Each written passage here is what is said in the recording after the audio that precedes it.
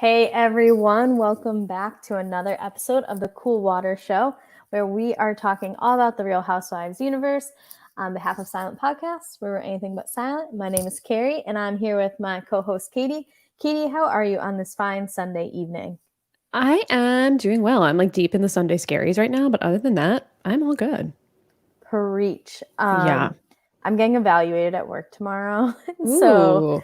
not that I'm like afraid or anything, but it's more just like if if you don't get nervous, like isn't something wrong? So Right. it's not even Yeah. like a nerves. I can't Understandable. describe it. It's just like why? Yeah. Especially because like for us with COVID and everything, only new teachers have to be evaluated. But I'm in my 11th year of teaching, but because I'm like still newish to the district, I have to be evaluated. So it Oh man. enrages me. Oh, well, good But luck. so I'm I sure feel your Sunday you'll do great. scaries. Oh, I mean, even if I don't, mark me as proficient. I don't care. I literally told my principal that, like, just mark me as proficient. Like, I'm So you fine. I don't mean. need to be distinguished. I don't think I'm basic. So just put me in that middle category, and we'll both be on our way. I mean, that's all I strive for in life is just middle of the road. So I can relate. It just doesn't affect anything. So it's like, why? Yeah. I'm not gonna like ball out on this. I'm gonna save my time and energy for something else. Greg McBean knows. He already said. Greg, Oh, also high school Greg. math teacher. He gets it. Shout out to Greg. We love Greg. We do. I don't even know if Greg watches. I know Greg doesn't watch Real Housewives. He's just a fan. So we support Greg. We have had quite the week to talk about because your girls are back from New My Jersey. family. Your family. These women are my family. I mean, their family, it like classic, just, massive Italian family that I don't see why you can't be a part of it. Yeah, I'm just inserting myself. And you're like right over the bridge anyway. You Yeah, can we're get so there. close. Yeah. We need to get you invited to the next summer pool party. We have a few months Yes, I would love to. to work this out. I would just suggest not saying anything about anyone's husbands, boyfriends, or weird videos they may be in. Right. But we'll get to that. We will get to that. We will get to that. We're also going to talk about the snoozefest that is Orange County, which is just basically Noella causing drama. Yeah. We will give It's the Noella show. Yeah, we'll give that like 5 to 10 minutes of our time at most. But like usual, we got to start off with the biggest and the baddest, which is none other than Salt Lake City. Yep. The hot mic moment has happened, and it was much more than I think we anticipated. But we're not going to start with the end here. We're going to work our way through. We'll save that. So we left Salt Lake City with them having this like mini rager. Everyone's hammered. Like they're drinking out of the things you like put dessert cakes in. Yes, like these huge serving dish chalice looking things. Yes. I don't know what their official name is. I'm not fancy enough to know that, but they were gigantic. Yeah, I imagine like seeing one of those like 7-layer like whipped cream chocolate mousse type of cake things in it. As someone who likes to make a scene by drinking out of things that are far too large to be drinking out of, for example, I have a picture of me just like getting yelled at the bar for just putting a straw in my pitcher of beer and drinking from it. They're like, you need a glass. I'm like, this is a glass. Like anything's a glass. Amazing. If you try hard enough. So I loved that. But we have the next morning, the women kind of like breaking up, going and doing their own thing. Very bachelor-esque, if you will. We had some one-on-ones. We had a group date. Yep. We had Heather and Lisa going off horseback riding. We had Whitney and Jen going ATVing. And we had Jenny, Meredith, and Mary going to the spa. Yes. And all of these groups are like a little strange to me because Lisa and Heather historically do not like each other. And Whitney and Jen have had their issues in the past. I guess they're fine now, but they have had their issues in the past. And then, of course, we know Mary can't stand Jenny and vice versa at this point. So it's an interesting kind of mix up that we have of these women. Yeah. Do 3 roses get given out on these dates? Only time I don't think Jenny got a rose. No, I think Jenny got sent home. I mean, literally and figuratively. That 2-on-1 date, she got eliminated. It's like the one where they like left them on the top of the glacier or whatever. Yeah. It's like, bye. That's like Bravo just did that with her whole Housewives career. Yeah. So what you get, Jenny, for being racist? Like that's sorry, what not happens. sorry. Yeah, you get left on top of figurative glaciers. Yep. All right, I think that, in my opinion, the least interesting one was Whitney and Jen, because I think they're the most cordial with each other. Yes. So maybe we can start there. Whitney and Jen went ATVing. They like went up to this like the top of, I don't know, would it be like a mountain, cliff, all the above, like some outdoor something, something like that, right? I've never felt more poor than seeing someone going ATVing, knowing they're getting filthy, and Whitney's wearing a Prada bucket hat. Like, yeah, and Jen is in full glam. Yeah. Jen, who is arrested and whose husband is basically saying they're going to have to sell everything that they own to afford their lifestyle and also prove her innocence no matter what it takes. Just casually bringing full glam on her trip and then using it to go ATVing. She was at least logical when she was like, look, I'm dressed as in all orange, that if we get lost, we can then use me as the SOS flag, which is like one of the smarter things that Jen Shah's done in a while. So congrats on that. Survival instincts. Yeah. And they brought all the necessary goods, which was what? Gummy bears and solid vinegar chips. Yes. As their snacks. Yeah. Mm-hmm. Very weird combo to me. But anyway. So when they get to the peak of their drive, their cliff, their mountain, they have some conversation, basically just kind of like recapping relationships. Like, that's really it. Yeah, that's kind of it. I mean, the thing that stood out the most to me was Whitney, face full of dirt, saying, I look like I ate someone's asshole. Or do I look like I ate out an asshole? That was like the most, the thing I took away from that conversation. The rest of it, it just feels like they're like plotting to call out Lisa in the future. Like, that's what everybody just like, Lisa lives rent free in everybody's brain.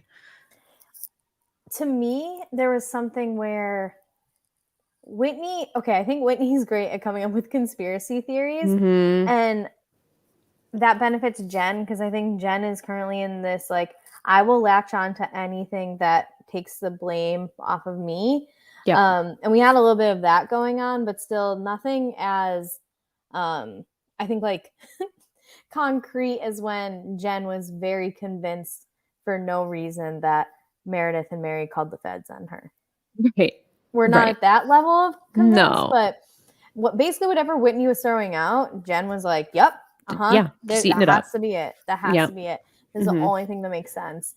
So Jen's still trying to just, like, you know, not be seen as a felon in the eyes of her castmates. Yeah. Which she is. She's just not a convicted one yet. She's being tried as a felon. Season 3. Season 3. Probably. Yeah. There's a potential for her to go away to jail for like 80 years. So this is no joke. It's just, she's facing a very serious charge and potentially a very, very long amount of time away in jail. Jen Shah's cast credits go from Real Housewives to Locked Up. So, I mean, hey, she's got to make her money somehow. That was really it for them. I don't know if there's like anything else we really need to talk about with that. I'm going to save Heather and Lisa for last. Okay. Because I think the drama between Jenny, Meredith, and Mary is expected in terms of, we know Jenny and Mary don't get along. Yes. So weird choice in the three of them going together. But here we are going to the spa, and things seem pretty like casual, even cordial, until Jenny brings up like, oh yeah, I talked to my husband and he is still on this kick about not wanting to go to therapy, to talk about our difference in wanting and not wanting children and the sister wife. And Jenny's like, well, what about your husband? And Mary's like, absolutely not. Yeah. Mary's like, nope, I will not talk about this with you. Period. What did you think of Mary saying that? I think if, Mary obviously does not like or have any time for Jenny, period. And she already is in this weird situation with her husband, who's also her step-grandfather. And Not that I would ever picture myself being in a scenario like this where I'm married to my step grandfather, but I could imagine if I were and I was around somebody that, like, if my relationship was already under so much scrutiny and I was around someone that I did not like, then I would probably be like, fine. I probably wouldn't say I'm not talking about this with you. I'd probably be like, it's fine. Yeah, exactly. That's the thing I don't get. Like, why are you drawing more attention to it, being like, I absolutely won't talk about this with you, versus just being like, he's good. He's all right. Like, we talked for a minute. Even if you didn't, who cares? Like, whatever. Why are you? She's going out of her way to just kind of like be a jerk about it. Right. It's very strange, very bizarre. And but then, so is all. Mary is just strange and bizarre in general. Mary is. I cannot wait to get to Mary's comments to Lisa later in the episode, because neither can I. Neither can I.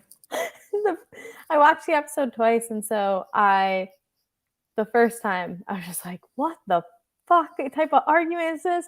And the second time, like, because I was prepared for it, I just was in hysterics. Like, yes, same. But I watched the dinner scene twice. I didn't watch the full episode twice, but I watched that dinner scene twice because how can I not?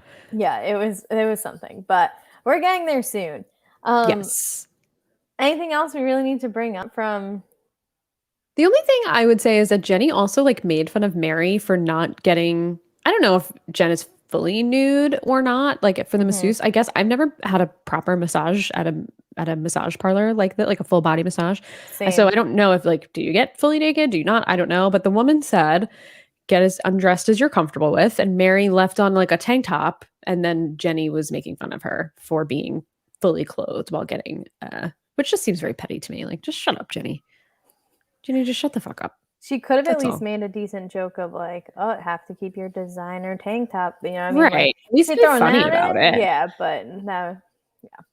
Yeah, I have no idea what happens at massages. I've never had one. People touching me just makes me like thinking about it. My shoulders are currently like tensing up. Same. I don't want it. No, thank you. Which is like the exact opposite of the feeling that's supposed to happen. So totally with you. It's not for me. Last but certainly not least, saved it purposefully for least, was Heather and Lisa. Because as you had said, these two have not really gotten along in any way, shape, or form. Now, remind me, or tell me if I'm wrong, these are the two where, aren't they from the same college? Yes. And she said that Heather was a good time girl in college. I mean, whatever that means. Yeah. That sounds like an a cappella group name. Like, oh yeah, Good Time Girl. Heather and the Good Time Girls. Yeah. Heather sang with no background music. It was just her voice. How dare she? Yeah. The wild things that happen at BYU. Yeah. Well, there are a lot of other wild things I hear that are happening at BYU, but that's for another podcast. I mean, yes, for sure. We do not need to get into soaking today. No. Glad you knew where I was going with that. Yes. But yeah, they just haven't really seen eye to eye on a lot of things. And I guess after the drunk bonding that's happened over the last couple of, or like maybe a day and a half or so, they get paired up together to go horseback riding. And I thought that their conversation was probably the most worthwhile because Heather validated what Lisa's been feeling when she said like, oh, so when you said you could use a little more out of Meredith in terms of this friendship, that was the first time I ever even considered it from your perspective and how like the friendship hasn't been reciprocated. Right. So how did you feel about like watching this? Like, what were you thinking as this conversation was going on? Like, was it genuine? Were you like, this is for the show? Like, what were you thinking here? No, I felt like it was genuine. I think, Heather's a real one. And I think she, it feels like Lisa has kind of been sticking with Heather and Whitney a little bit more than usual because she's just on the outs with everybody else. Aside from Jenny, who's just like there.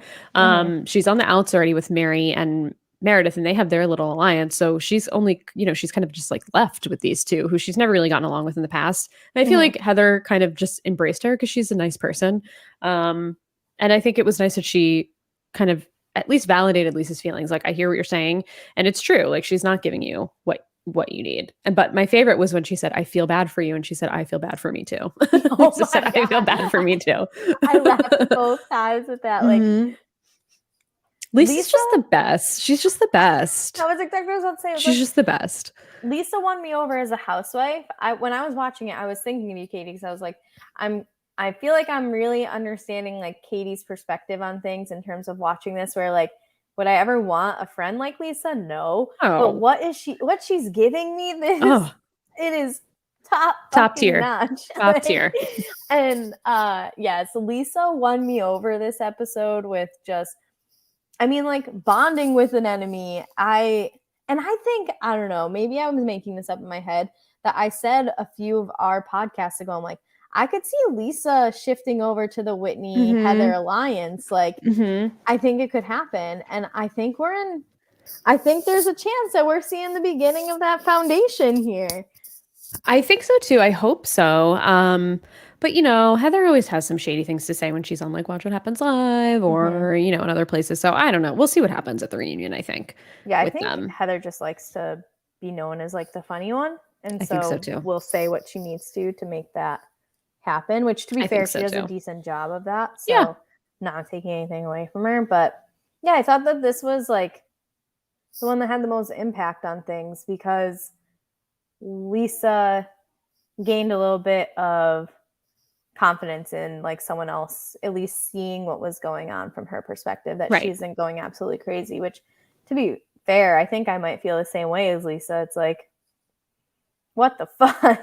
Right. There's all these things going down that are like parallel to what's going down with me and supposedly my best friend Meredith, and they're going two opposite ways. So I would be interested to see if there is a like Heather Whitney conversation about her thing with Lisa, and then how Whitney approaches Lisa from there. Because I think Whitney's still a little more critical of Lisa than I think so too. They have a very weird relationship, those two. It's like they keep trying to work it out and they can't get there. It's just very strange. Yeah. But I also think it just comes from Whitney like wanting to be the smartest person in terms of like understanding what is and isn't going on with these relationships and the behind the scenes. Like, she's probably done the most to expose things for us. Yeah, I think so too. I think she really does it. She is definitely a pot stirrer, Whitney, and I don't think she gets that reputation as much. And I'm surprised because she's doing a lot. She asked Jen when they were on the cliff, like, so there's nothing else in terms of you and Meredith that like could be causing anything. Like when Meredith was seeing other people, and I felt like the tone Jen Shah had, that if that's her lying tone, she's not gonna get away with shit under oath, because it was very evident that she was lying. Yes. And Andy asked about that when after this episode, when Meredith was on Watch What Happens Live, and Meredith didn't do a good job of lying either. She didn't kind of like denied without really denying it. So I don't know. I feel like there's still a little something there. There has to be. I think there's like, there's been too much of it at like, it wasn't just like one rumor once. Right. It has come up at different times in different mediums as well, that when there's smoke, there's fire. Absolutely.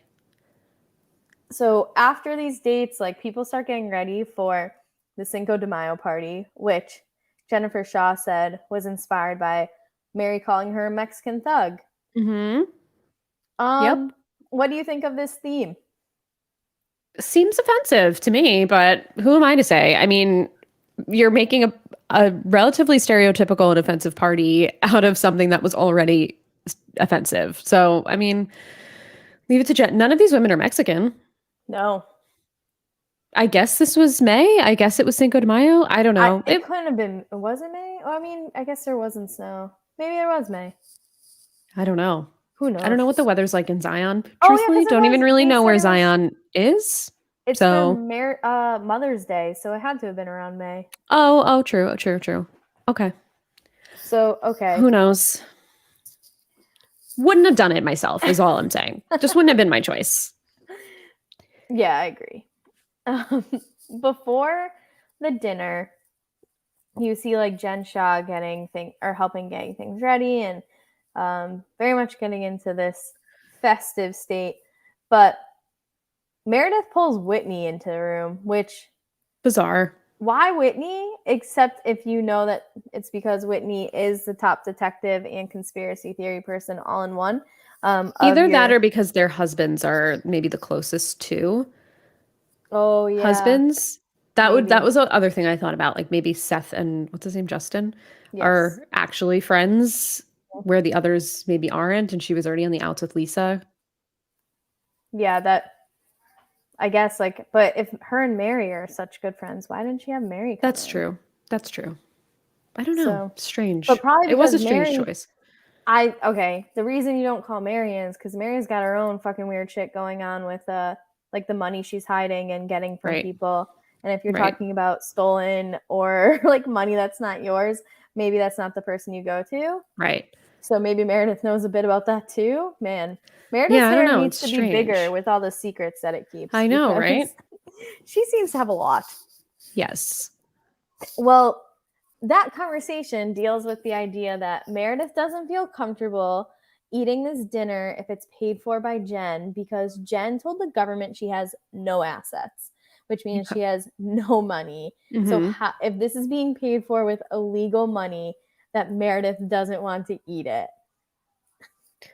Yeah, which like, okay, sure, but like it's getting paid for by Bravo. Let's not get it twisted, Meredith. Bravo's paying for this dinner, first of all, right? Like it has to be paid for by Bravo. There's no way. If I were to I don't think Bravo would let Jen, who's under legal duress at the moment, pay for a dinner. They're just garnishing her wages. Yeah, she's not getting a paycheck for this. Yeah, maybe they'll cut that cost of it out of her paycheck for the season. But that was just very, very strange. But then Meredith said that the husbands are paying for it. Or Whitney said that the husbands are paying for it. Yeah. So maybe they're not. I mean, maybe Bravo isn't coughing up the money for this. But I mean, what is the government going to do? You can't regurgitate your food and give it back to the government. It's a dinner. True. Yeah. I'm not a legal expert. So yeah. What do I know? But it just seemed like a strange concern. Yeah. I was on Reddit, but it was like closer to when the episode had aired. So I don't 100% remember everything that was said in it. But basically the question was like, okay, but who does pay for this? And there were so many different answers. Like some people were saying that on trips like this, like the women do actually pay for like their parts. Interesting. And then some people said like, no, it's Bravo that pays. There wasn't a clear-cut answer essentially from like the Reddit group. So I don't know what the answer is. But I don't think that Bravo would be encouraging her to like spend money after like, I don't know, but to be fair, she did bring a glam squad. So right. And I doubt Bravo's paying for that. I think what I would assume, and this is based on literally nothing, is that when it's like a full cast, like the full cast is required to be there, that Bravo would pay for it. But if it's like an excursion, like horseback riding, one of them would pay for it. Yeah. If it's that's like what I would assume. If it's like if it's a dinner where all of them are going to be there, then they would pay for it. But like the spa, probably not covered by Bravo. I'm sure Bravo sets up like the production and maybe like says, hey, can we film here? I mean, I think they have to do that and say, hey, can we film here? And then they put like baskets of food or like cheese and wine out for them or whatever, just to get the publicity from it. Yeah. And I'm sure they comp a lot of things. I would imagine some of these places, but I don't know that Bravo's like fitting the bill for everything. But like cast things, that's the full cast. I'm assuming Bravo pays for that, but that's again based in only my brain and my brain only. But then if you think of it like throwback to Heather Dubrow's $36,000 worth of sushi or whatever. I might be making that number, but we know it was a shit ton of sushi. Like there's no way Bravo's paying for that. No, I don't think Bravo paid for that. But that was a full cast thing. That's true. Yeah, I don't know. Maybe it's different by franchise. I want to know this. Or maybe I'm just wrong. We have to figure out a way. We have to find out a way to find that out. Okay, here's the game plan. We need to make a list of questions and we need Andy to answer. And then, I mean, he has to come to Chicago soon, right? Like he's in New York. We need to start we need to start planting other people besides ourselves in these live audiences and give them questions to ask. We need them answered. We need to do this. Yeah, we demand a small army to help us. Or second thought is just get him hammered like it's fucking New Year's on CNN and he spills everything. Yes, exactly. We need Anderson Cooper in on this. We do. Yeah. Can Anderson Cooper get some investigative journalism going on our behalf? Yeah. Can you just find out the answer? Andy Cohen? That would be phenomenal. That's all we're asking here. So after this conversation, we go to the dinner that is being paid for by the elderly citizens of Salt Lake City because it was swindled away from them by Jen Shaw and her assistant. So I hope those tacos tasted good. But tastes like elderly tears. At dinner, before it really gets going, Jen Shaw has a gift for everyone. And so she wants everyone to open their gift. And she said they were supposed to get this when they were in Vail. Obviously, they couldn't because Jen Shaw was behind bars and not in Vail.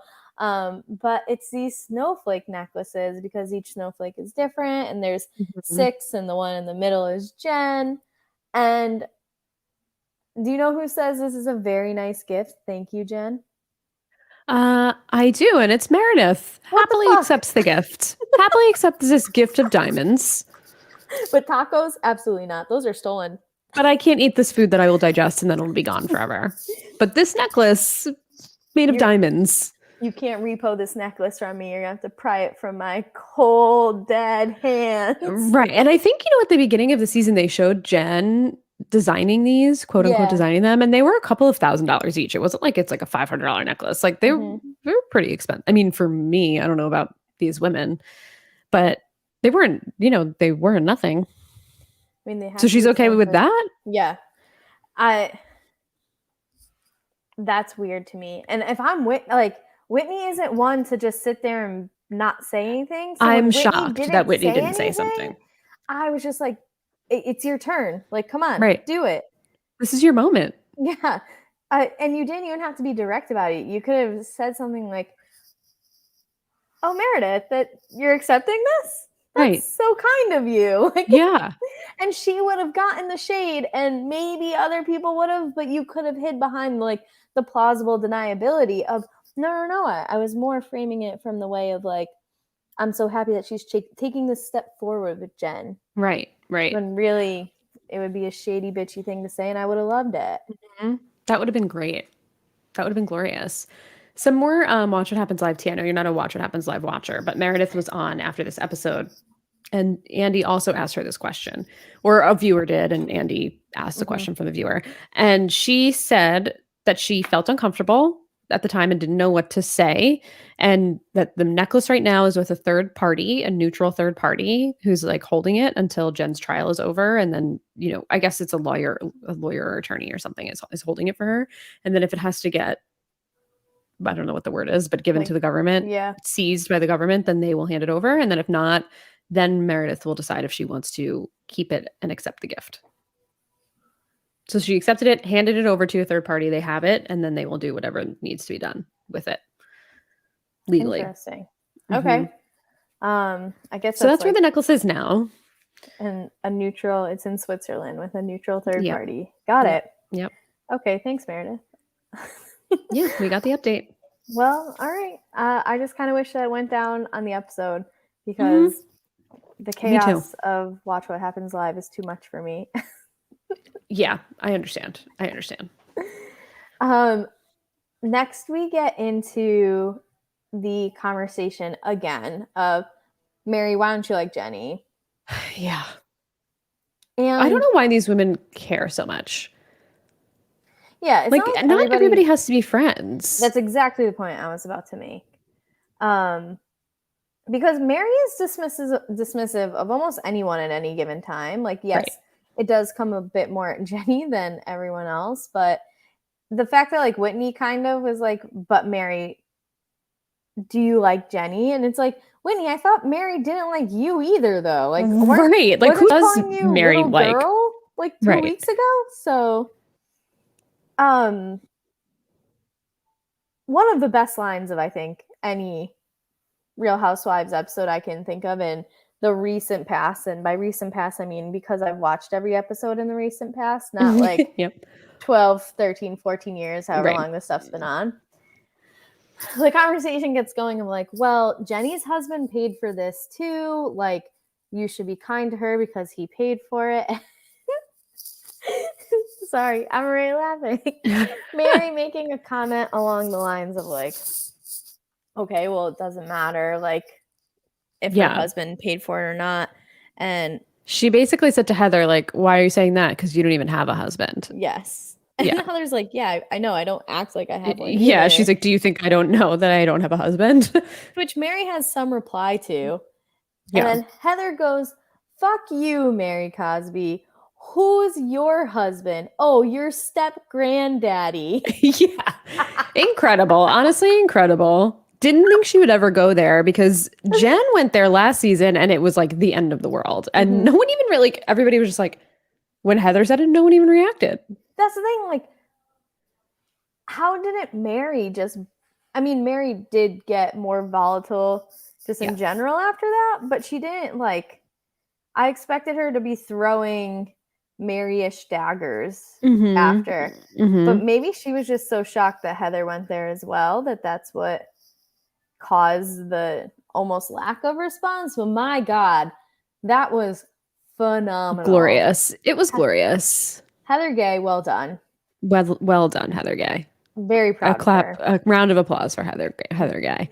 But what I hate about this dinner, I mean, I love this dinner, but what I hate about it is that it makes me almost, at least for the Jenny and Mary of it all, and everybody else that's chiming in, it makes me have to be on Mary's side because, like, who cares if she doesn't like the way that they were treating it was very elementary school to me. They were like, why don't you want to be Jenny's friend, Mary? Why don't you want to be her friend? Do you like her? Obviously, she doesn't like her, and she just doesn't want to be, like, who cares? She doesn't want to be your friend. Who cares? So I'm going to put my Whitney cap on right now. Yes. Which is my conspiracy theory cap. And do you think that they're trying to get it out of Mary that she knows that Jenny has made disparaging and racist or has shared racist memes against Black people? And are like, so no, but really, Mary, why? Maybe. Say it, Mary. Maybe. Like, are they mini producing here? You know what I mean? Are they trying to like bring up something deeper, knowing that like this could be good TV? I would say it's possible, but it makes me feel like they're really coming at Mary instead of like trying to coax her to give information. It feels like they're like coming at her.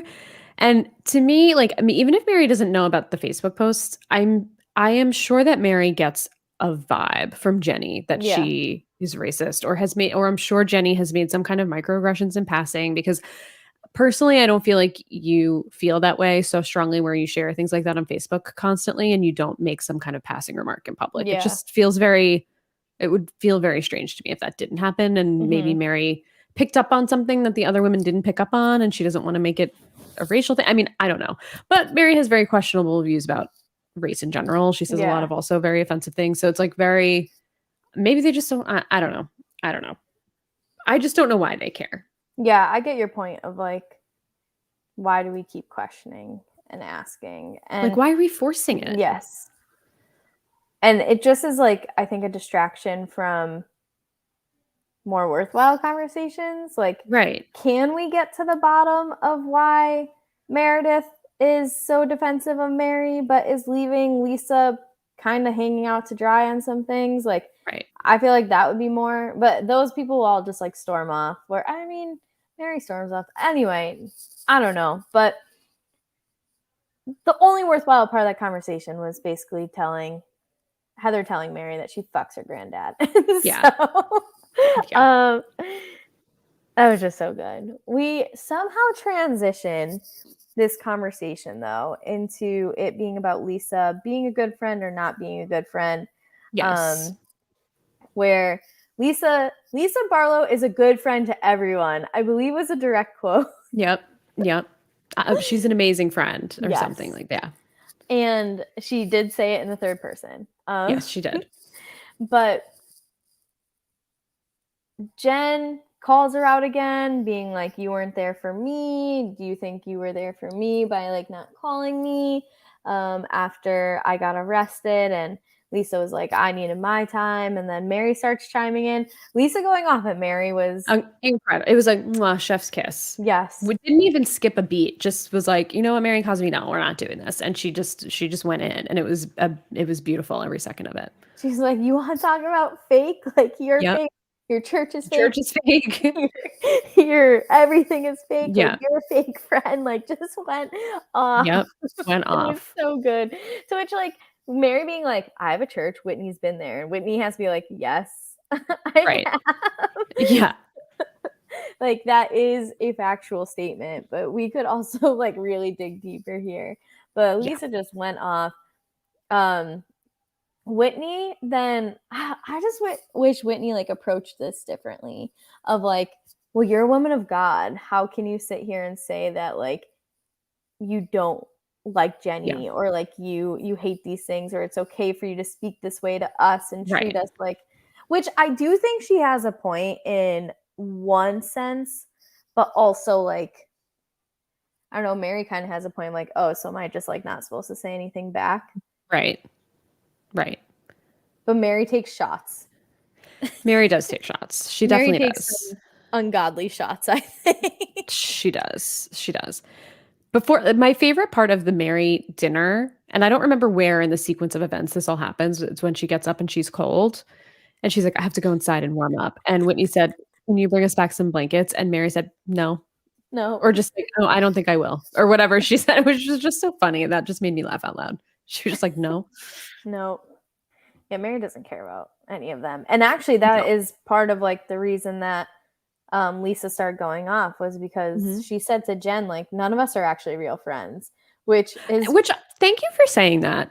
Yes. Because that's obviously the truth. None of them are real friends. None of the women in any of these franchises are real friends for the most part. There are a few, but these days, like back in the beginning, yes, they were. These days, they're not real friends. They're coworkers. And I'm just glad that Mary finally addressed the elephant in the room and said, none of you are my friends. Yeah. She said, except I don't care about it. Yeah. Except Meredith. Yeah. Which is fine. You meet a coworker, you like a coworker, you become friends with them. That feels like the relationship. Cousins with them. Like sometimes you do. And Heather. Yeah. A surprise cousin. Yeah. But that's kind of like what started Lisa off. It's like, what? I've been Meredith's friend for 10 years. And yeah. So Meredith starts defending Mary and just saying like, I can't stop her from saying the things she's saying. She's allowed to feel how she feels, but like, she's always been nice to me, that type of thing. Lisa gets up and starts the hot mic tirade, which I don't even know if it's hot mic. She knew what she was doing. Do you think she knew what she was doing? I don't know.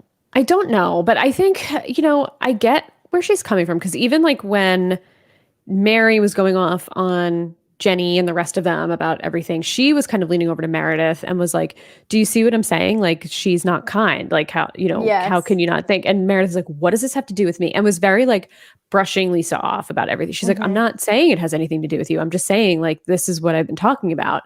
And she's like, okay, like whatever. She just was very like, she was not having it. And I feel like it's been a trend of Lisa. It feels like, you ever try and like say something to someone or like prove a point and everyone just ignores you or just like brushes you off and it makes you just want to scream and feel like you just want your voice to be heard? That's what it feels like is happening with Lisa right now with Meredith. And Meredith is not giving her. Yeah. So it just feels like, all she wants is something from Meredith and Meredith refuses to give her an inch and she just hit her breaking point. And I don't know, maybe she realized halfway through that the mic was still on, but she went off. So I don't know if Lisa has done the best at least on camera, explaining to Meredith what has been making her feel this way. Because I feel like everything escalates so quickly that she doesn't have the chance to, like, if she could kind of break that down a little more of like, what Mary just said was rude. Right. How come, as Mary's friend, you're not telling her like, hey, calm down a little bit here. You know, like you're just sitting there idly and letting it, but it just like escalates so fast. Cause even the way Lisa was doing it is like, oh yeah, she's so kind. Look at Mary. She's a nice, like it was very sarcastic and tongue in cheek with what she was saying. That I don't know if she's done the best on camera, but then like you think back to last episode where the reason that Meredith went off was because Lisa was in her room at like 3 a.m, apologizing, talking to her, whatever. So clearly there's some sort of communication happening that like, why is it so volatile on camera? Yeah, it seems strange. It seems like anytime Lisa tries to talk to Meredith, Meredith will not. Her famous words is, I'm disengaging. She will not engage with Lisa. She'll walk away. She'll say, I'm not arguing with you. Or she'll say Lisa's screaming in her face for the last 20 minutes or whatever. And she just doesn't hear it. She doesn't engage in the conversation on camera. And it just feels like we don't know what's going on in these like late night convos that they have. But you're right. That is kind of a trend because Lisa did that with Mary too on the last trip. So she does kind of do that where she goes into their rooms late at night after they stop filming and has conversations with them. But it just, I don't know. The whole thing is I don't understand where the relationship breakdown is happening between Lisa and Meredith. It feels like it's just a big question mark to me. Yeah. Or there's stuff that we just like don't get. Right. And I don't even know if what Lisa said on that like tirade is even why Lisa has frustration towards Meredith, because she calls, I don't think like that's Meredith a fucking whore. She's fucked half of New York. She cheats on her husband. They're poor because her husband switches jobs every 5 minutes. They have to rent their house. Like, just goes off about a lot of things, right? I mean, she had to have known her microphone was on her. I just wonder do you think that she maybe thought that like they would cut that? Because I don't know. I have it's just feeling they probably, so as someone who goes into full rage moments like this, somewhat quite often, maybe not to this level, but when I get mad about something, I just have a freak out. I just have a freak out. I have to get it out. I have to. If I'm pissed off at work, I'll go like, I work from home. So I'll go into another room and I'll just have like a freak out moment. And then it's just like, okay, I released it. And now I feel, I'm still pissed off, but I just need to freak out. And I say a lot of things that are not nice things, but I don't say them to anybody. It's just like, I just get them out because that's how I'm feeling. So I get where her outburst came from. I get how you can just be pushed to that limit and you just need to get it out. And I'm sure she was talking to a producer or something and was just saying like, I'm done. I'm fucking done with her and whatever. And said all of these terrible things. Terrible things she said. Yeah. Like you said, she said she, fuck Meredith. She's a whore. She's fucked half of New York. Her family is fake. Her fake family that poses. I don't know what that means, but I guess for pictures, I don't know. But yeah, can't afford a house, all that other stuff. And then she throws the microphone and she says, here, you can have this back. Comes out of the room, throws it. So it's either she was saying something to a producer and saying like, I'm done with the show. Like, fuck her. I'm done doing like, I'm not doing this anymore. And didn't think that they would use it, or just like realized halfway through that her mic was still on. And then just was like, oh yeah, you can have this back. Cause she realized like, I don't know. Or maybe she just didn't care and just didn't. I have to assume she didn't think that they would air it on the show. Yeah, I think that it's not like, how would the microphone have turned off from her leaving dinner to her storming into her room? Like, she's a season and a half into this. She knows how the microphones work. I do think there's a chance that a lot of it was on purpose. Like, I don't think it was planned as much as it's like you said, that initial anger, and then it's just like, well, I already started. Fuck it. Let's go. Like, fuck it. I think she truly just hit a breaking point and just didn't care. Maybe she just probably didn't care. Like, fuck this microphone. I don't care. They probably were like, yeah, your microphone. She's like, I don't care. Fuck her. Fuck this. And then was like, take it back. Here's your fucking microphone. And then I'm sure she did not think that they were going to air it on the show. Yeah. I'm sure these women have freak out moments all of the time that don't get aired on the show. So I'm sure there is a precedent for some of that behavior, maybe not specifically about, we've seen it in New York with Ramona Singer at her 60th birthday party or whatever birthday party where Leah was dancing on the yes, and we've seen it with Heather Dubrow saying, either I'm off the show, or when Kelly Dodd was on the show and she called someone a cunt, Heather Dubrow freaked out at the producers. We've seen it. So I believe that happens very often. They just don't show it often. And this time they showed it. and we got left on like to be continued. But I mean, I have to imagine that no one knows that this happens until the reunion. Yeah, I think that's confirmed. I think when Meredith was on Watch What Happens Live, she said that she saw it the day before the reunion. That is the first time that she saw it. Yeah. So I mean, I'm hoping this reunion comes up soon. I think it'll be soon. I think we probably have like 2 or 3 episodes right now. Yeah, so we must only have a few. Okay. We accidentally skipped over something we said we would talk about. Mary and Lisa going back and forth with each other when Mary is like, I'm fake. Like, all you eat is candy and Taco Bell. I can't believe we didn't talk about this because this is like my holy grail moment. Because Kari, I don't know if you know this about me, but I fucking love Taco Bell. I love it. I would eat it every single day if I could. And that's also a reason why I feel like I relate to Lisa Barlow. And when she said, I love Taco Bell and I love fine dining, I have never related to a housewife more than that moment ever in my life. I'm just like, yes, Lisa Barlow's my girl. And Mary's like, I just think that her and her family need to get it together. It just shows that they lack depth as they eat fast food. Like, and she said that her family needs nutrients. Yeah. Like, what overlap is there in those two things? Yes. That was when Lisa was calling Mary fake, and she said, I'm fake. You eat nothing but candy and Taco Bell. Yeah. Just amazing. Yes, that was so good. Like, I love Taco Bell. And I love fine dining. There's a subscription thing, like a $10 a month thing. My boyfriend brought up, he's like, I'm going to get this. I was like, absolutely not. Yeah.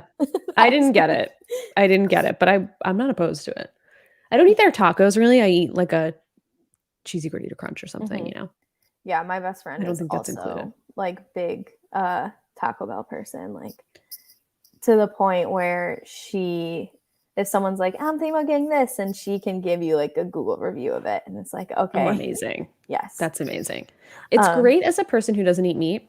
It's really the only fast food option unless you eat an Impossible Whopper, which yeah. No, that makes sense. Customize anything. I'm a Taco Bell stan.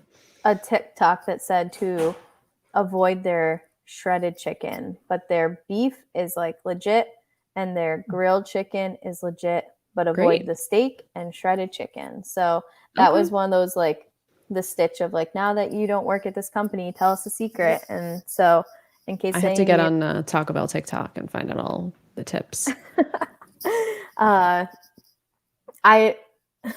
cop in our town always used to like sit at the gas station across from Taco Bell because like it was Taco Bell, McDonald's right next to each other, and those are like the two places open after the bars close. So like everyone drives there, and you're just hoping that like everybody has a designated driver. Ours were right across the street from each other, and the line to Taco Bell used to be out into the street on the drive-through late in the morning.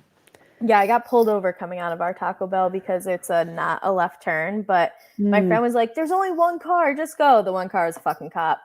Of course. Luckily, I was sober. I was the DD. Good. And it was fine. But yeah, that's Taco Bell for us in our town, which I'm sure it is in like every little white suburb that exists of like the fourth meal. Fourth meal is the best meal, and it's from Taco Bell. Yes. All right. I think we covered SLC. We talked about it longer than the episode aired, but we tend to do that because there's just so much with that show. There's so much.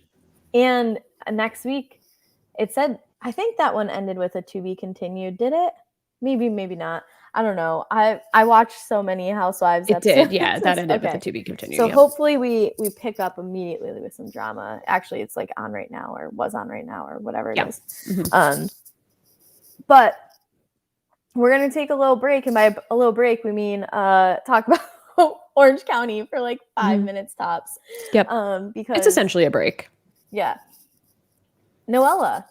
Like, that's it. It's really it. Noella passed. First of all, who in their right mind is going into like the heat hut after they've been drinking all day and all night? You're dehydrated as fuck, and it's like 108 degrees in there. Yeah. And then you're wondering why Noella, who is maybe 87 pounds, she's with a wet towel on, and her boobs make up like 20 of those pounds, is passing out in the heat hut. Yeah. Not a good decision. No. Also doesn't sound desirable at all. No, that sounds fucking miserable. I hate being hot. Me too. Oh, speaking of rage, I get heat rage. And anytime I'm very hot, I just rage out. Like it's really bad. It's a bad. Yeah. Yeah, I told my boyfriend literally like yesterday, I'm like, no, I'm an indoor cat during the summer. I need Same. Big my air same. conditioning. Big same. So yeah, Noella did that. And then we're at the only other thing that I thought that was like noteworthy. I guess, okay, so one non-Noella thing is we kind of got a little bit of more leading up to like the potential upcoming divorce of Dr. Jen and her husband, because she called and was like, support me. And he's like, sure. Yeah. That was it. Like, I gotta go. Enjoy the elliptical, bitch. Bye. I don't know how Dr. Jen got on the show. Like, she tested, they filmed her and said, like, yeah, she can be a full-time housewife. Why? Yeah, she brings it. Something must come from her, because she is, I forget she exists. I forget she exists. I think it's people like watching the crumbling of a marriage, and it's gotta be the divorce. Otherwise, like, what else is it? Her hurting leg. Yeah, but the thing for me about these divorces on some of these shows is like, I need at least a season to get to know you to actually care. And I don't care. Why do I care if Jen and Dr. Jen and Ryan, whose name is actually Ryan, are getting a divorce? She called him Ryan a couple of times. Oh, did she? I didn't even notice. Yeah, I didn't even notice. How, what are we supposed to That's probably after they split up. Yeah, maybe she's piss being him off. shady. That's what I would assume. Also, but like, why do I care? Same with Noella and exactly. What's Sweet James? Is that his name? I don't even know the guy's name. Like, I don't care. Gina did the same thing in her first season. Yep. I'm rewatching now, and the guy was never even on the show, and now all of a sudden she's like, I'm divorced. Yeah. And like, it's just very bizarre. Like, I don't care. I don't even know you. Yeah. I don't even know you. I forget your name half the time. I forget you even exist. Why am I engaged in your marriage? I'm not. When they're not engaged at all. Oh, right. Okay. Anyway, so I think like there was that. I think that's gonna be coming up sooner rather than later. But then we're at the dinner, and it gets brought up again of just how like Noella and Heather don't see eye to eye on shit. Yeah. And everyone kind of takes. So Shannon brings up the conversation. Shannon starts it because she's like, Noella, why didn't you tell Gina that Gina hurt your feelings last night by saying A, B, and C? I can't remember what it was, but it wasn't anything. And Gina was like, I said, what? Like, Gina was hammered, doesn't remember it. And Noella's like, it's fine. I'm not hurt. Like, shut up, Shannon. And Shannon's like, oh, okay. But then Emily and Gina use that to be like, okay, but you and Heather, though. Right. I guess Emily spilled the beans to Noella that she originally wasn't invited on the trip, which she knew already because, well, whatever. But and I guess some of that comes up at not the last dinner. I think it is the last dinner. Actually, they're leaving. This is the shortest trip in Housewives history, or the least eventful. I mean, I don't know. Either one. Maybe both. And so Noella's kind of going at Heather, and Heather was like, give me a minute to explain. Like, I didn't want to invite you because you gave my child pornography for a gift at her book release. And Noella looked genuinely surprised. If she was... Well, because that's an insane thing to say. Right. She gave a game and I truly believe she went on Amazon.com, typed in blah, blah, blah, found a game, bought it, had no clue what it was, just thought she was giving like a cheeky little gift. And for Heather to say, you brought pornography, she was probably like, what the fuck are you talking about? She probably didn't even realize that Heather was talking about the game. She was probably like, what are you saying to me right now? So I get that, but she did go off the rails after that. 100%. How I was cracking up when like Heather was like, oh yeah, let me read them to you. And it was basically just like 4 straight seconds of bleeping. Yeah. And Noella was truly shocked. I mean, she was mortified by what they said. Yeah. Yes. So Heather's like, this is the reason why I didn't want to invite you. Like, I'd given you chances and still you did this. And then Noella took some big swings being like, I am biracial, bisexual, liberal in Orange County. Like, I do not need to take this from you. You need... And Heather was like, wait a second. Right. I am very openly supportive of my 2 kids who are LGBTQIA plus. Like, for you to be saying that is the last thing I will accept. And I do think that I don't want to say like Heather's right here, but that's just not how I don't think you can play that card with her, because when has Heather ever seemed like she doesn't support her kids in this? Like that's just the farthest thing from the truth. Could Noella have said, listen, it's already hard for me in this community because of these things, than to feel like you're against me? Right. I like all she had to do was like reframe it a bit, but instead she just like went hacking at Heather Dubrow, who is incredibly well spoken, logical, and reasonable in terms of Heather Dubrow's brain to at least say what she thinks is right, and shut down in a way Noella. Like, but Noella just kept coming back like, "Oh, so we're done now. So we're done now." And Heather's like, "Shut the fuck up!" Like, yeah.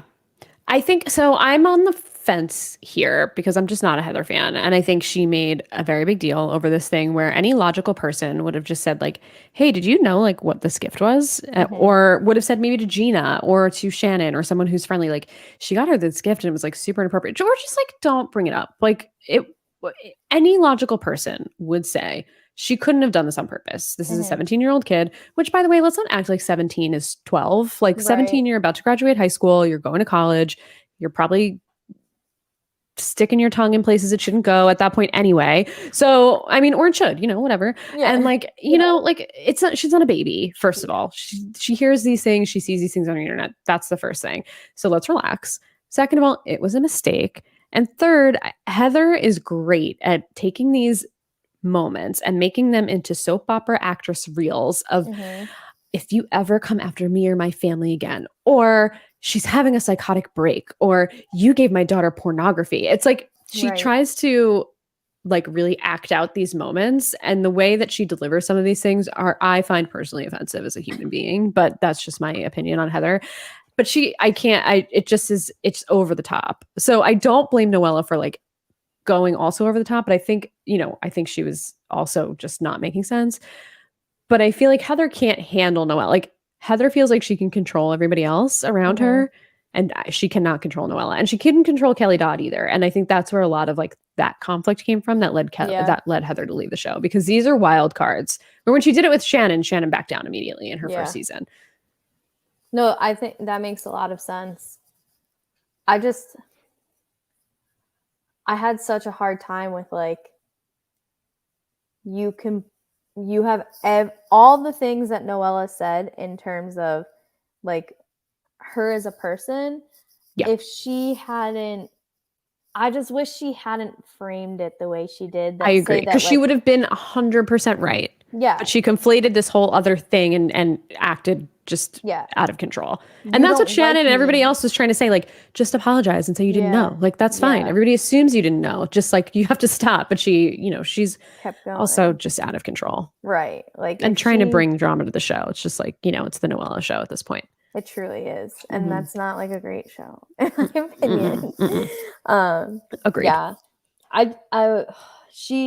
She could have done something there with that conversation that could have spun favor in her way, I think. And I just like, it's very hard to go at the one person who has two openly like not straight kids to say you don't like me because of this, when like one of the first things she ever said to Noella was, I appreciate that you're able to bond with my daughter over both of you being bisexual. Like having a bisexual adult in her life is like, that's great for her. So I just wish she framed it as like, it's already so difficult for me. I'm like, my husband ran off. I'm all these different things that don't exist in Orange County. Yeah. And now I have to go up against like Orange County's richest woman. Probably not, but at least Orange County, the Real Housewives, Orange County richest woman, where I just like, tell me how to maneuver. What do you want from me? Like, she could have done something different. Instead, I just like left that being like, you're allowing Heather to look right here.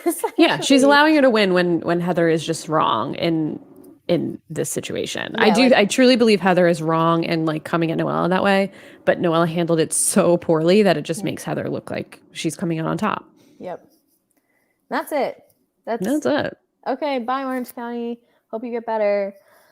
Last but not least is New Jersey. So I've mentioned in previous shows of our podcast that that's the one series that I haven't watched yet because I'm still in the middle of Atlanta, which before we transition into this, I Googled something because of something came up where, I was on Reddit and it was said that Portia should have been fired as well as Phaedra. And I was like, what?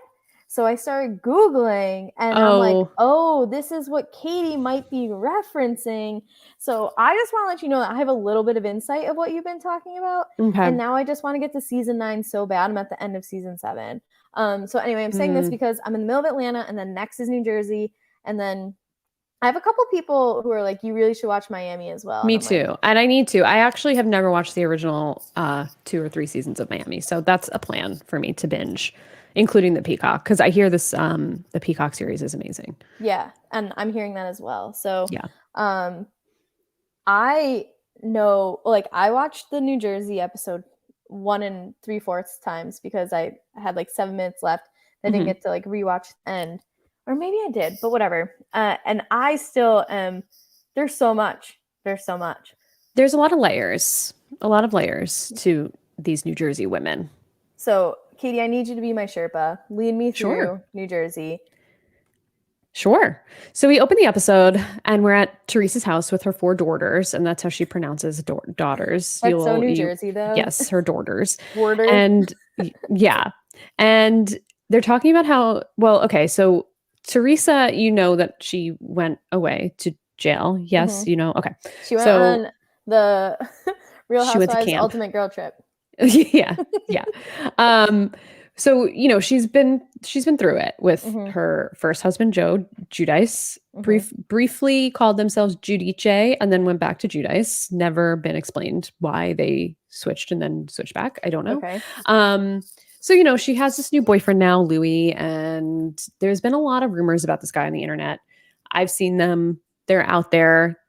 A lot of issues with his past fiance, I believe. I don't think they may have been married, but there are a lot of issues. And it sounds like there were issues on both sides, like abusive on both ends. There's been a lot of drama and things like that between him and his ex, on both sides. So that came up a lot when he was like first introduced, and they are moving very fast. Like Teresa's daughter, Gia, said, who we've seen Gia grow up. She was like a little kid, a very little kid when the show first started. Now she just turned 21, which is wild. That, you know, it's a little fast for them to be moving in. They've only been together for a year. They bought a house together. They're now engaged. I don't think they're engaged at this point on the show yet. I don't think they have gotten engaged on the show, but they're engaged now in real time. And Teresa kind of she's in love. She doesn't want to see it. It's giving me Brooks energy from, you know, I think it gives a lot of people Brooks vibes. So I'm hoping for the best for her. I really am. I'm hoping that this isn't that situation. But I will say I feel a little bit better for her because he has kids. His kids are moving in too. So like, you know, that is kind of, you know, they're building a family where Brooks was like, his family was far away. Yeah. We'll see. So that's where we are with Teresa. That's how she is. She's throwing a party. And they're eating sandwiches, which is also very neat. But they looked amazing. Those sandwiches looked amazing. And then I don't remember who we went to after that. But it was the house. Was it the house people? Or like she has the daughter who just finished vet school and the college son. Dolores. Okay. Yeah. Is her dog named Dog? Is that the woman whose dog is named Dog? Someone has possible. A dog named Dog. And you know, it could be Dolores. That makes me mad. Dolores. Yeah. Okay. Something important to mention, not related to this dog, but related to Dolores and all of the men on this show, is that these are the only husbands that get paid to be on the show. So they have a lot of storyline, a lot of husband storyline, and a lot of husband scenes, kind of like what they're trying to do in Salt Lake City and like making the husbands a thing. But the husbands are a thing in New Jersey. So Frank is Dolores' ex-husband, but they have a very strange relationship. They're very close. They used to live together even after they were divorced. Then he moved in with Dolores's boyfriend, who's no longer her boyfriend, this guy David. They are not together anymore. And Frank Catania, who is her ex-husband, fell at a construction site off of like a porch or something and broke both of his legs, and her ex-husband David like nursed him back to health. So it's just like a very weird relationship that she and Frank have. So that's why she's kind of like, Frank has a new girlfriend and she's, now he's not around as much. So that's kind of that situation. Nothing really to think about with Dolores. She's a good housewife though. She brings it, but her storylines are kind of boring. She's like a good like side housewife. Melissa and Joe are just the two thirstiest house couple to me. All of their storylines are very fake.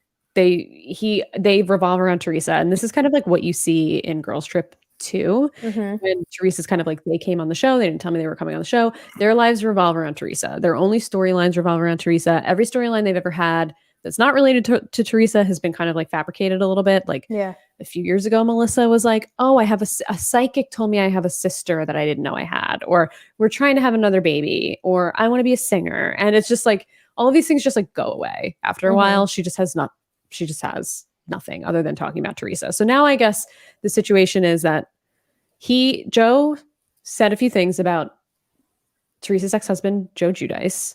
This was just a topic last season as well. And Teresa and Joe, her brother, Joe, have kind of squashed it, but the kids have not. The kids are very upset that he's trashing their dad in the media. And they're a very small family. It's just her and her brother. Both of Teresa's parents passed. So like, that's just their family. They have a very small immediate family. So they're taking this really hard.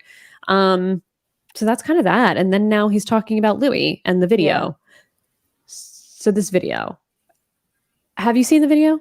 I went to watch it because I'm like, I didn't know if they would actually explain the video in the episode. The way they explained the video was actually hilarious to me, and the stock footage that they used. I guess they couldn't show the video. I don't know if he like didn't give permission for them to show it. But I recommend watching the video. Okay, I didn't watch it. I saw like screenshots from the video and how it was explained in the show, so I felt like I had understood enough. But I'll watch it. It's interesting because have you watched the show You on Netflix? No. Okay.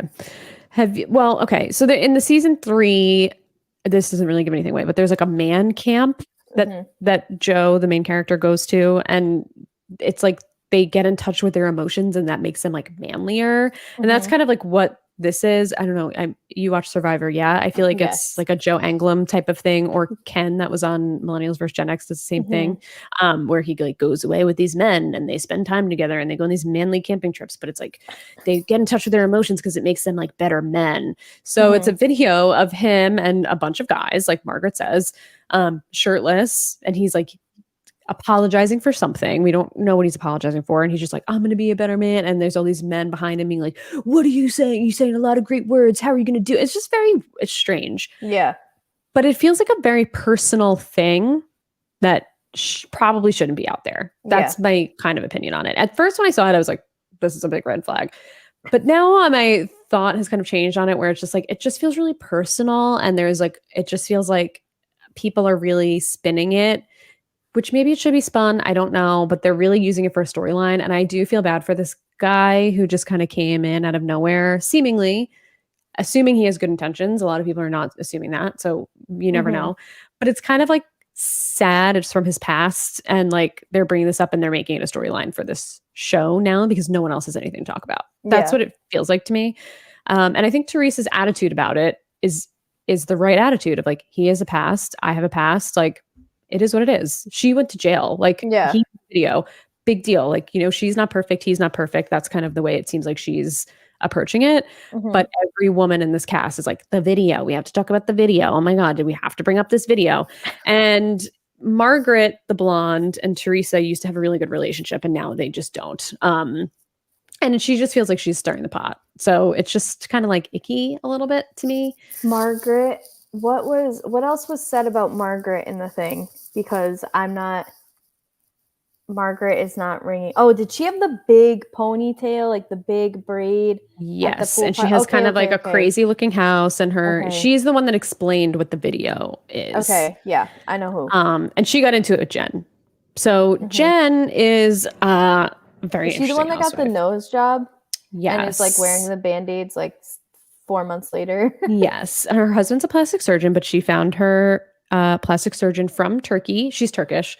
Found her husband's her plastic surgeon on Instagram and did not go to her husband because it sounds like her husband did, I think, a tummy tuck or liposuction on her. Said she was the worst patient ever.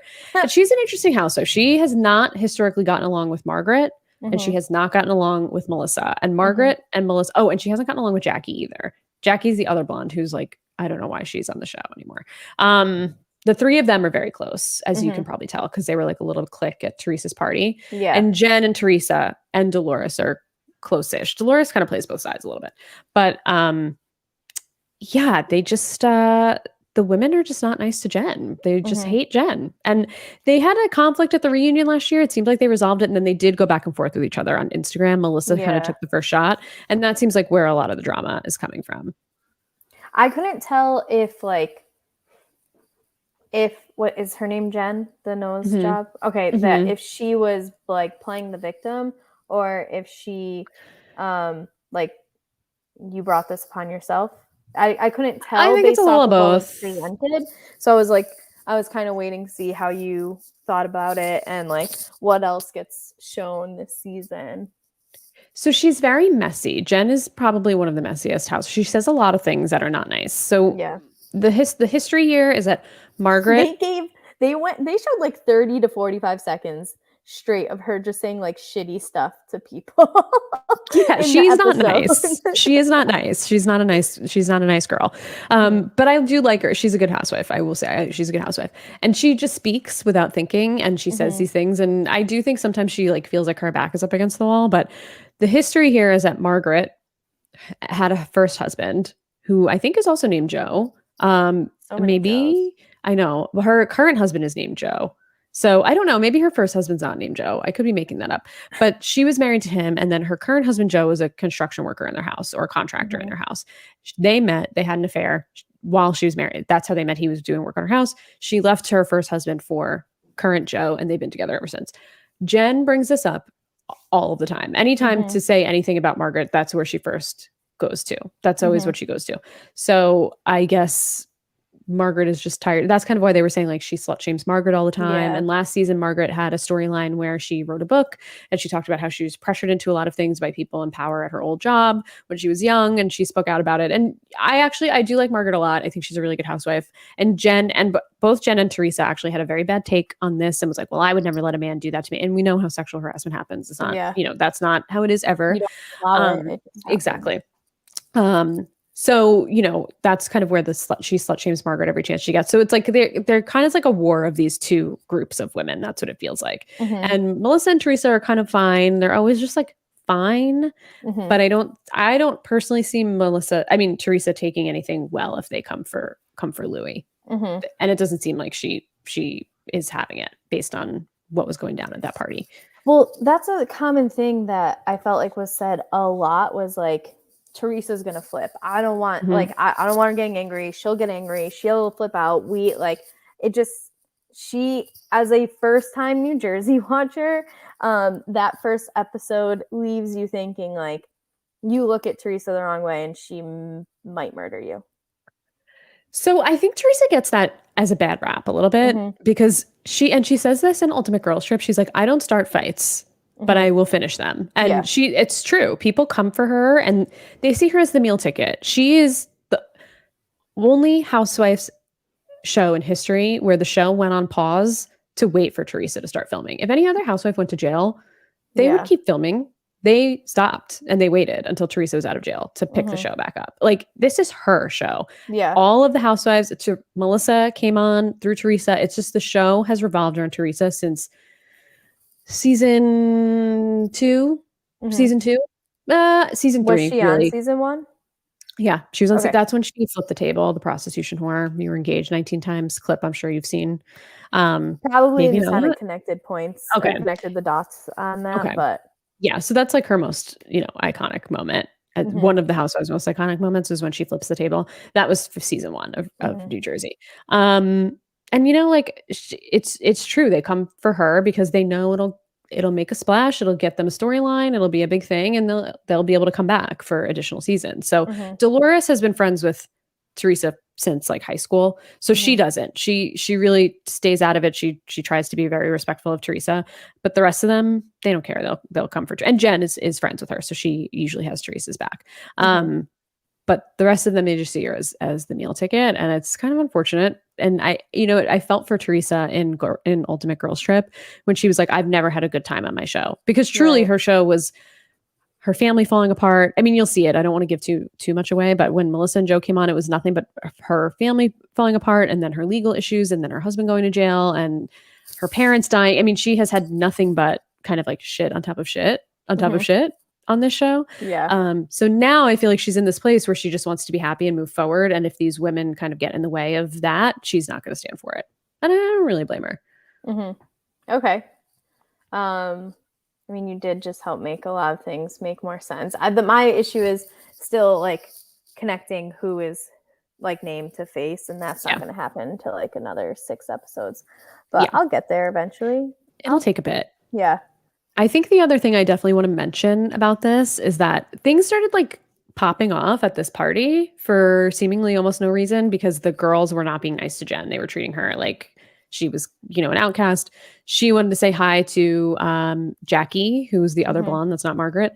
And then I don't know how Margaret ended up getting involved in all of this, but then they kind of started going back and forth. And then Margaret said, oh, well, your husband had an affair with the office manager. And Jen says, which is a few seasons ago, Margaret said to Jen, oh, well, your husband sleeps in the pool house. Like, whatever, he has a girlfriend, he sleeps in the pool house. And she kind of like went off on Margaret, and Margaret was like, struck a nerve. And then she was like, I just made that up. I didn't mean anything, whatever. Turns out he did have an affair. And I guess somehow Margaret knows about it, and she exposed it on the show. And she said, your husband had an affair with his office manager. And she said, it was a pharmaceutical rep. Get your facts right, you fucking idiot. And that is the best way that anybody has ever responded to someone saying your husband has an affair, when she goes, actually, it was a pharmaceutical rep. Get the facts right, you fucking idiot. I was like, this is like, I don't even know what to say right now. I don't even know what to say. I did finish the episode a second time because I laughed hysterically when I saw it the second time. I was dying. And I'm like, Margaret probably didn't see that one coming. Didn't see her reacting that way. She agreed, just corrected her. Yeah. Yes. Okay. Who was the person that Jen went up to first to be like, I can get why she's mad at me. I can get why she's mad at me. I think that was Dolores. Okay. I think. Yes. I think she was talking to Dolores, because Dolores is like a neutral. She's very like lawful neutral. Okay. Yeah. And then have we talked about, because I think you had said that Tiki, how bad is this that like it's Tiki Barber's wife? I don't know what her name is. I have no idea what her name is. She's brand new. Never seen her before in my life. Apparently she and Melissa Gorga are friends, and Tiki Barber is friends with Joe Gorga. Like, what? Yeah. I don't understand. I don't, that doesn't connect for me. And I know I said I was going to do a deep dive on their relationship, and I didn't get a chance to, but they apparently gave a very fake story on this show on how they got together, when she was like, oh, we went through a lot of things at the beginning of our relationship. I guess she was an intern at the Today Show, like a 23-year-old intern, and Tiki Barber, I guess, worked at the Today Show or still does. I don't know. I know he's an announcer now. Still does, but there's a chance that he did like some spot. Like, I know for a fact that once Tiki Barber left the NFL, he very much wanted to remain in the public eye, right, as whether it was announcer or just like doing media stuff, whatever. Like, he definitely pursued that as his post-football career. So it would make sense that, like, I don't think he was as big as like Michael Strahan or anything like that, but I think he wanted to be Michael Strahan. That's what it seems like. He wanted, Michael Strahan is what Tiki Barber wanted to be. Right. And so I'm assuming he did some sort of stint on there. I just don't know exactly what it was. Yeah, I don't know what he's up to now, other than I think he still announces games, but I don't know if he does anything other than that, or if he even knows that anymore. He might do like some like in-house before after games, those commentary like panel type of things. Yeah, I don't know if he actually does any announcing, because most of the announcer like former players tend to be Dallas Cowboys quarterbacks. Well, that's true. That is true. Yeah. So apparently he was actually with his wife, and they said that she was 8 weeks pregnant, but she was 8 months pregnant when he left her for this young intern, who was 23 years old. I don't know how old he was at the time, but I'm assuming significantly older. And it apparently was very scandalous, and she's also very thirsty for fame. So those two fit right in with Melissa and Joe Gorga, who are the two thirstiest house couple, I guess you could say, out of pretty much anyone that's ever existed. So we'll see how that goes. I don't know if she's a housewife or a friend of, though.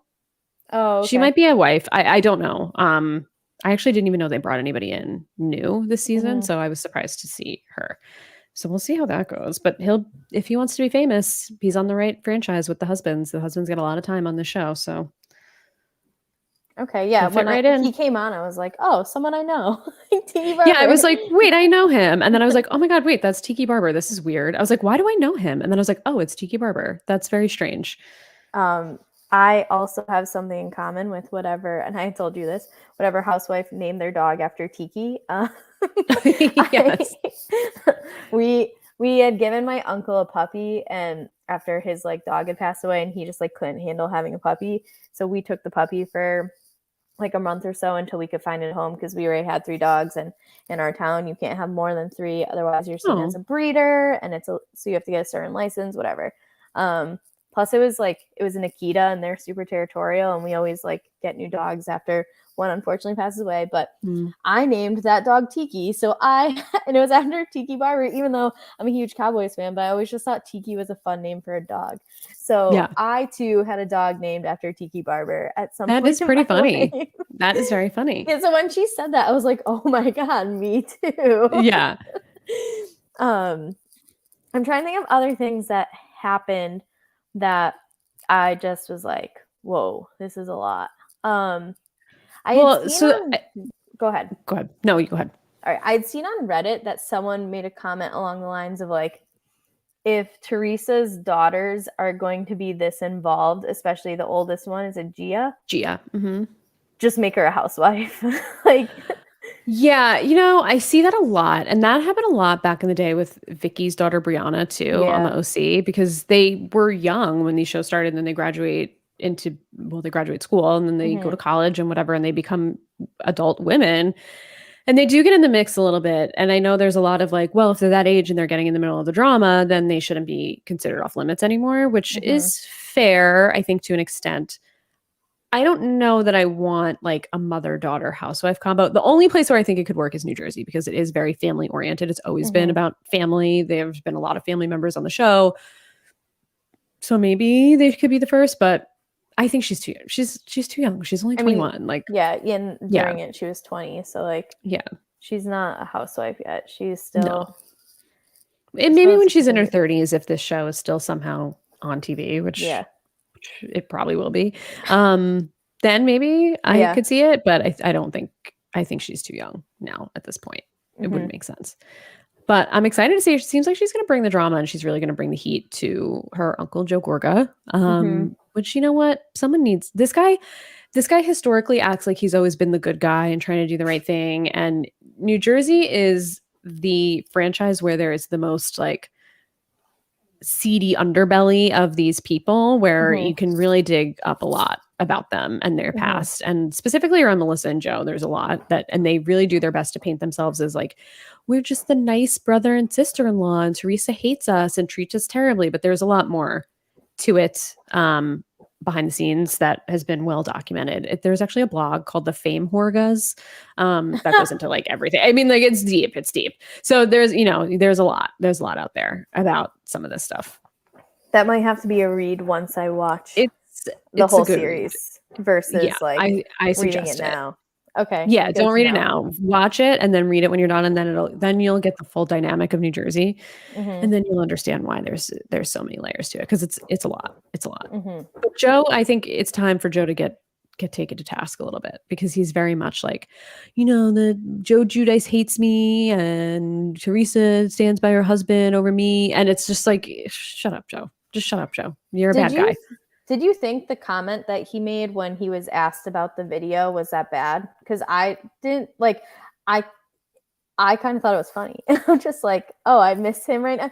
Because he didn't exactly trash him, but at the same time, I guess if from the little that I know, if you know your sister's gonna fucking flip shit about it, then don't make that comment. But if the purpose of what you're doing is a comedy show, then it's like she has to understand to a point that like this is business. Like if he doesn't make a comment versus making a comment, like what's better for the show? I don't know. So when that comment to me, I didn't think was that bad, but I guess you frame it from like the Teresa will murder you lens, and maybe he shouldn't have said it. Well, my perspective on it. Well, first of all, I don't know why all of a sudden this guy Joe Gorga thinks he's a comedian. This is all new. This is all brand new. Like now these husbands are touring and they have a show, and he is actually doing stand-up comedy in New York City. Like I just don't. Yes, he apparently got booed off the stage, and Melissa had to get up on the stage and pull him off the stage because he was so bad. So like, wow, comedy will use the term loosely, I guess. Who was it on OC? Oh, Slade. Yes. Yeah. His was bad. Real bad. Unfortunately, we haven't seen it yet on the show. Maybe we'll see some of Joe's comedy on the show. But I think from Teresa's perspective, and there was, he just got done. He and his brother-in-law, Joe Giudice, hate each other. They hate each other. They have hated each other for a very long time. It's a source of a lot of the drama that's come from the show. So I think when they asked the question and he said, I've never missed my brother-in-law so much in my life, that was like a big dig against this guy. And I think for sure, from Teresa's perspective, and I'm not Teresa, so I don't know, but these people have been riding her coattails for her whole life. Well, maybe not her whole life, but since the time that she's been on the show. And now she's not involved in this comedy show. This has nothing to do with her. And they're still making jokes at her expense and Joe Giudice's expense. And she has specifically asked them, do not speak about Joe in the public. It hurts my daughters. That's their father. It was a very traumatic experience for them. He's been deported. He cannot come back to the United States. They don't get to see him often. He lives in Italy. Like, just don't mention it. He could have very easily been like, yeah, or made another joke about it that didn't involve Joe. I don't know. I don't think that he should have said it because I think he probably knew. And I think from her perspective, it's like, fuck this guy. He's doing this again and making money off of like trashing me and my new boyfriend. He's now bringing my new boyfriend into this. So we're starting the cycle all over again. It's like for her, I'm sure it just brings up a lot. So I kind of understand like where they were coming from. But they talked about it on Watch What Happens Live when she was on, and she was like fine with it. And she's like, he's a comedian and that's his job and whatever. She very much seemed to get over it. Or at least say she's over it. She's probably not, but knowing her, she's probably not. I'm trying to think if there's anything else that happened. Because again, I watched it twice just because there's like 6 new women, and it's not like 6 new women from season 1 where they do all this, like, here's this big intro on this, and this, like the expectation of like, most of these characters, we're going to hit the ground running. And I'm like, I sprained my ankle at the start line. Wait, hold on. Yeah, I will say this premiere was very like deep on past relationships where normally I don't feel like the premieres of these shows are like that. Like it felt very much like it picked up. Even I was having trouble like following the drama between like Melissa and Jen and Margaret and Jackie. Like it all just was like, wait, what? Like there's like Instagram posts and stuff. The off season that they had to like catch the viewers up on to be able to make anything that would go down at Teresa's pool party make sense. Right. Exactly. And so when you don't even know them, it's like, wait, hold on. Yeah, it's a tough one to kind of just like jump into this one. It felt like, this one felt like a lot. It was interesting. I'm sure that if I understood more, that would be like, oh, let's go. But I'll figure it out. I'll get there. I'll do some Redditing. Yeah. Well, it looks like the season's Teresa's going to come out. The old school Teresa is coming out. We've seen it already in the preview. It seems like there's a lot of physical fights this season. Yeah. If you've seen like the full season trailer, there's like at least 3 that I can think of off the top of my head. Physical altercations, which I don't think we've ever really had before, which is kind of wild. Yeah. The one I can think of is when she just like shoves all this stuff on the table. Really takes like the Beverly Hills one to a new level. Oh yeah. Oh yeah. She's done it before. I mean, she did flip a table, but she's also taken a glass and thrown at a wall before in a restaurant. So, she has issues with tables. I don't think I have anything else that I have questions on, but thank you for that deep dive introduction, because there's so much. There's a lot. Yes. There's a lot. I'm just happy to have them back. I'm happy to have them back. They just bring something so different. They're just a very different franchise than any of the others. It seems like, unfortunately, they're there for a shorter amount of time. I was telling Katie, because I buy the seasons on Amazon so I can watch them commercial free, because otherwise the Bravo app doesn't say where you are, and it's just annoying. Like, Bravo needs to be better. I haven't tried it on Peacock yet, but they don't have the current seasons on Peacock, from what I understand. Perfect. Then because I tried to watch something, maybe Salt Lake City or something on Peacock, and it wasn't. It was only the last season. Oh, okay. Yeah, which is silly. But yeah, these seasons have been like, the Beverly Hills one and Salt Lake City, that I purchased both of those somewhat recently, since like the season started for those, were in like the $20-ish range. Like, basically came out to about like $1, I'm assuming, an episode. And this one's only like $13. So I was like, wait a second. It's not Black Friday. Like, what type of deal am I getting? I know. I don't know why they do this with New Jersey, but every year they have a shortened season. It's very strange. And usually it's around like 14, maybe 14 regular episodes, and then like 3 reunions. I don't know why. Yeah. I don't know. I wonder, like, if they just, is it kind of piggybacking off like the Jersey Shore? Like, we're only going to film them in the summer, because that's like, They do film at the shore very often. They go to the shore a lot. It looks like they're going to the shore again. So that could be why. It could be why. Like, that's the most worthwhile time to film. I don't know. But it's another question we have to ask Andy. We have to add it to our list. Who pays, and why is Jersey shorter? And what happened to all that sushi? What happened to all of that sushi? That's what I really want to know. As someone who loves sushi, you could have just like called me up. I would have red-eyed it real quick. I just have a lot of feelings about that, if that sushi went to waste. For like so many reasons. Many reasons. Yeah. I think that's it. I had kind of mentioned, I haven't been watching Celebrity Big Brother, but half of the Housewives are out. Yep. 50% of the Housewives that are on the show are out. And I don't know if you are watching Celebrity Big Brother and you're not caught up. I'm not watching or caught up, but it's like, for anybody listening too, like, I don't want to spoil anything, but one of the Housewives I didn't think would brought it. That's all I'm going to say. I think we could talk both about of them, actually. Both of them, actually. If you don't want to hear anything about Big Brother, it's been real. We'll be back next week. We'll catch you then. But it consumes Twitter. I don't know how. I don't know how anybody could not be spoiled. Okay, so tell me, because I had said from the beginning that I think Cynthia could do things. How is Cynthia doing? She seems to be getting some love on Twitter. Cynthia's doing great. She's like a fan favorite right now. She's very closely aligned with Carson Kressley. And they're kind of the underdogs right now. So they're in kind of like the lower position in the house, but it seems like she is, a lot of people have favorable opinions of her. It's just, people didn't like Teddy. What a shock. I know everybody loves Teddy. So I don't think anybody's ever gotten like such a negative reaction. Like, it was just all like, I can't believe Teddy is on this show.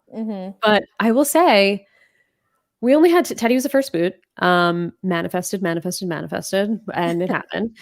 But while she was there, she was fighting her ass off and she was playing the game. So I was like, you know what? I'll give her that. She was fighting. She made it interesting. She really wanted to stay. She was working her ass off on the feed. She was strategizing. She was campaigning. The first night the feeds came on, she was fighting with Todrick. So I don't know how anybody feels about Todrick Hall, but I know, I don't know much about him, but I do know that there are a lot of problematic things with him that have happened in the past. So like, really? I know that Taylor Swift and him are good friends. That's like all I know about him. Apparently they're besties. I don't know enough to like speak on it, but I know there are things that happened with him not paying his dancers, and he said a lot of transphobic things. Apparently he tweeted something out that slavery worked. I don't know the full context. Like I said, I haven't done a deep dive on it or anything. I have heard some of these things. I just don't know the full context either. I just know him that Taylor Swift likes him. Yeah, which I didn't know. And so does the Big Brother 23 cast. Apparently they like lived at his house over the summer or after they got out, I guess. I was very confused by that. I tweeted it. I was like, listen, Big Brother nerds, help me out here. But like, why is he involved? Like, why are they all like sleeping. I am a Big Brother nerd, and I don't even know why. I don't know why. It was very bizarre. Very bizarre. But yeah, he's just being messy, and he kind of like flipped in the middle of things. He was in an alliance with Teddy and Cynthia and Carson, and a few others, and then he just decided he didn't like Teddy and didn't want to work with Teddy, so he flipped, and then that's sort of how Teddy got on the block. He pushed the current or the first head of household to put her up. She got backdoored.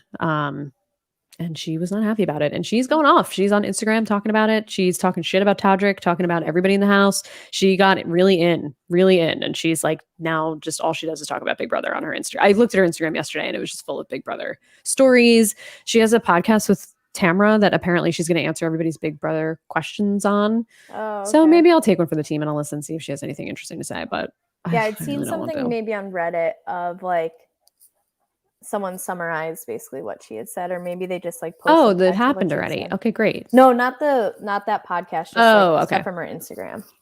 Yeah, she's very not happy. But she's the first juror, so she's going to be very bitter. Yeah. So we'll see. All right. Well, I'm rooting for Cynthia because I'm rooting for Cynthia too. We're getting a really good version of Cynthia. Good. We're getting a really good version. What happened was she saw the negative reaction. I hope so. She got from how she approached the Ultimate Girls Trip, because I mean, Atlanta Cynthia was not that Cynthia. No, that girls trip Cynthia was very strange, and that's what I was worried about. That like, is that how she really is when she's not like in her comfort zone? Yeah. And are we going to see that like territorial weird Cynthia that we saw in Girls Trip? But we're not. We're getting like the very good version of Cynthia. She's great. Good. And she's working. Glad. She's playing the game. She's really working. So I think she's doing awesome. Hopefully she just kind of can win HOH and get herself in a power position so she sticks around. Cool. I support that. I'm team Cynthia, knowing almost nothing else that's going on. Yeah, I'm rooting for her. Who's current HOH? Do we know? Is there one? Chris Kirkpatrick of NSYNC. Oh, wasn't he not getting like the best like audience reaction early on? Something happened with him before the feeds came on, and he ended up having to leave the house for some reason, but we don't know really what happened. And it sounds like there was an issue with Mirai, the figure skater, but we don't know. We just don't know. It's like very briefly alluded to on the feeds. They're not mentioning it on the live show, on the airing, the show that actually airs. So I don't know. That's Teddy mentioned, like alluded to it in one of the things I saw on Reddit. She was great. Yeah. She didn't. I'm hoping that she will talk about that on her podcast. That's why I think I'm going to listen, because she said she's going to answer all the questions that people have about Big Brother. And if Big Brother fans are on her Instagram, like I'm assuming they are, because we all know how Big Brother fans are, they're probably blowing her up, saying like literally the craziest fan base of any show ever. That's been the biggest reason that it's so hard for me to get into Big Brother is because of the fan base. Because I'm on Twitter all the time. Like I just. And my brain works in a way where once something becomes like too popular, then I just don't fucking care about it. And because so many people are so like balls deep in the fucking Big Brother universe, like I just can't with how like no one ever says anything nice either, except this past season with the cookout. Like I think we got probably the nicest Big Brother, I think like so from too. my timeline that I'd seen, but like I think so, yeah. Before that, the nicest thing I'd ever seen anyone say about Big Brother is like when they introduced the new house on like Big Brother Canada, and they're like, "Oh, this is cool." Yeah. Otherwise, like nothing positive gets said. It's true. It's really true. It's so hard for me to get into it for that like that, and Julie Chen sucks. So Julie Chen is terrible. Like those are the two big reasons that every time I try, I'm just like, oh, I failed again.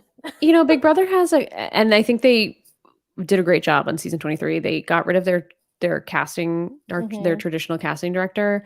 I don't know that it was necessarily her fault though, because she does cast Canada, and Canada has way better casts than the US. So I think, CBS gets its sticky little paws in there and wants influencers and things like that. But they have a casting problem, and they cast a lot of racist and trashy people, and Big Brother fans are rabid and they're crazy, and they stan culture is on another level for some reason with them, and they will attack their businesses, they will attack their family. I mean, it's just disgusting. And I think it's because a lot of it probably has to do with the fact that you have access to them 24/7 and you see everything. There's no, you don't get the edited version of them because you're watching the feeds. So you see them and you feel like they're fair game to just go after, especially because they can't do anything to you because they're locked away in a house. So the fans are just on another freaking level. They're gross.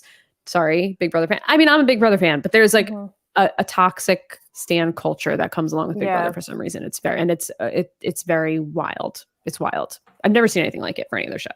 Yeah, I've said that for years. It's just like, it's so intense unnecessarily. Yeah. It's like the worst parts of like sports fandoms, I guess, like kind of tied together in a TV show that, and even just like when the way that people like wait for the cast reveal and are just so openly like, I can't wait to dox shit about this person. It's like, it's terrible. I mean, they can ruin these people's lives. It's really it's like, if you are a person who likes to play games like this, which, you know, I play online social strategy games often. No, not that often anymore, but and I would love to like one day be like, oh, I wonder how I could do with this real game, but I would never, ever, ever, ever do it because these people will ruin your life. I mean, they will ruin your life. Yeah, I said that. I tweeted that when this last cast came out for 23, and someone replied like, well, like as long as you don't have like a shitty history or whatever. And it's like, it doesn't matter though. It's like, it doesn't matter. They'll find anything. Cause like, I don't have a shitty history that I know of. And you know, like I don't imagine myself saying anything problematic on the feeds. I mean, obviously I don't think people plan that, but I tend to think I'm not a problematic person for the most part. And I would be I would be terrified of people watching the feeds because I know how they are. Say one thing, look at someone wrong, whatever, like they'll come after you. Yeah, no, I agree with that. That's been like the reason that's just so hard for me to like. Greg said they'll find some tweet you liked when you were 15. They're insane. Yeah, exactly. Like who knows what? Like I got on Twitter in 2009. Like who knows what I liked or whatever back then. My Twitter's been around for a long time. I cleared out my tweets once, but it wasn't for any like bad reason. It was just like, I want to go public and I don't know what can be what can be misconstrued because so many things have changed. But in conclusion, I'm rooting for Cynthia. I will try my best to get into it. I want to watch it. It's just like I haven't had an opportunity, you know? So yeah. I have a fun Twitter story that I can quickly tell. Tell. Is that I had a temp job back in like 2010, new when Twitter was new, hot off the presses, and it was a temp job that was awful. And this girl was my boss, and she was terrible. And I've never no-showed for a job before, but I knew that this was not going to be my job, and it was a temp job, so I didn't show up. But this girl like used to use the word gay as a slur, and she was just horrible. And even back, like, I mean, not to say even back then, you know, that's wrong, but like. If you're that type of person, you're that type of person. And if you're not that type of person, you know that that's wrong. Yeah. So, and I am not that type of person. So I was like tweeting about her back in the day and saying like, oh, this girl sucks. She's like gay as a slur or whatever.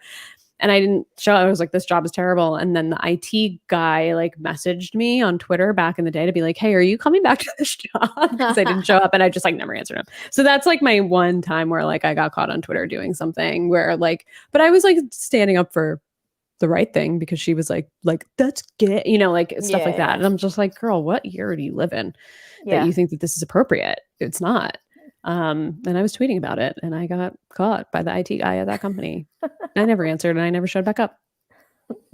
And I left a mug there.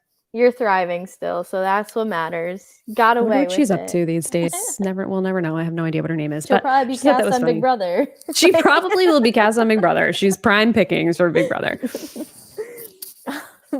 Well, I think we've covered the universe of Real Housewives at this point.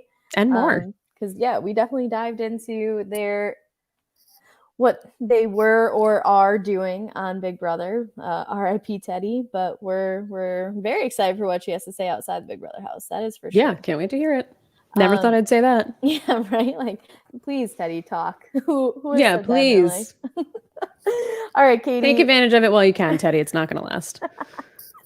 What are you doing on the internet these days? You can find me on Twitter, as we talked about. I'm there at Real Slim Katie. Leaving jobs in 2010. Yeah. No, I've been at my job for a while. I don't tweet about it ever. Learned my lesson. And you can find me on Twitch at Real Slim Katie with an underscore at the bottom, twitch.tv /Real Slim Katie _. And just hanging out there, playing some games, still trying to figure out a schedule. Like this TV schedule is crazy with Big Brother and Real Housewives. So I haven't been streaming as much as I would like to, but trying to get it worked out. So those are the 2 places you can find me, really. That's all I'm doing. Nice. I'm KGD26 on Twitter. I'm private, but if you ask to follow me, I might let it happen.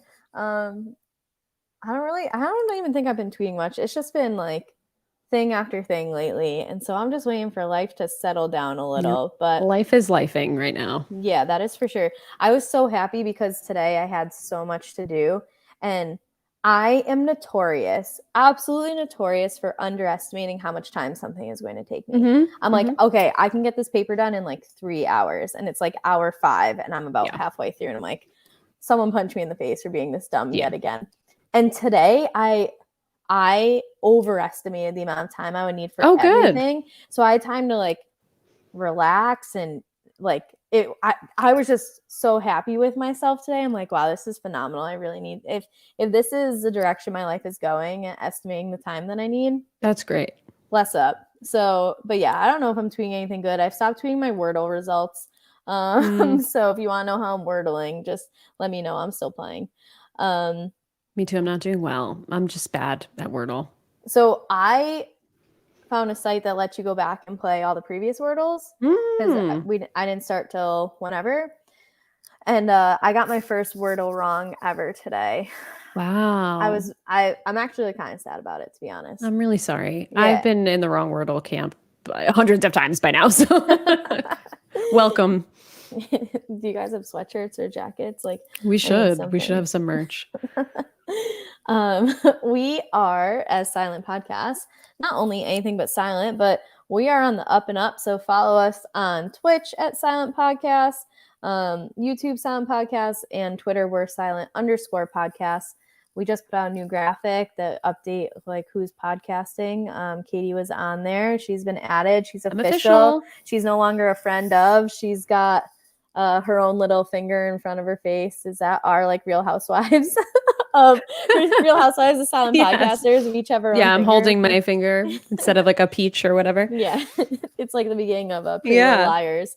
So yeah, follow us. We are covering more and more stuff as it comes. I'm sure Celebrity Big Brother is being covered in some way. I don't know what else is being covered, but just look. Project Runway, I know. Oh yeah. Euphoria. Euphoria. Trying to think of what else I've been seeing. I know. I'm just blanking, but I know they're doing Penthouse stuff too, which yes, is kind of coming out as it comes out. So they're like tied to that schedule. But yeah, they're doing things, and if there's other stuff you want to see, just comment, and we'll see if there's people in our camp who want to talk about it. But until next week, when we will have still Salt Lake, still New Jersey, still Orange County, and Celebrity Big Brother is probably only gonna be another like week or so long. I think it ends at the end of February. I think it's like a month. Yeah. Okay. I don't know why I was thinking it was like 2 weeks. So yeah, I think the full schedule of it is a month, and there's like maybe 3 weeks of episodes. So yeah, I think end of February. Okay, so then we'll be having that too. So we'll have tons of things to talk about. Yeah, we sure will. Yeah, until then, enjoy your week, and we're here being anything but silent for Silent Podcasts. Adios. Okay, it just like looked up the word broadcast for me and gave me the definition. Let's try this again. Bye.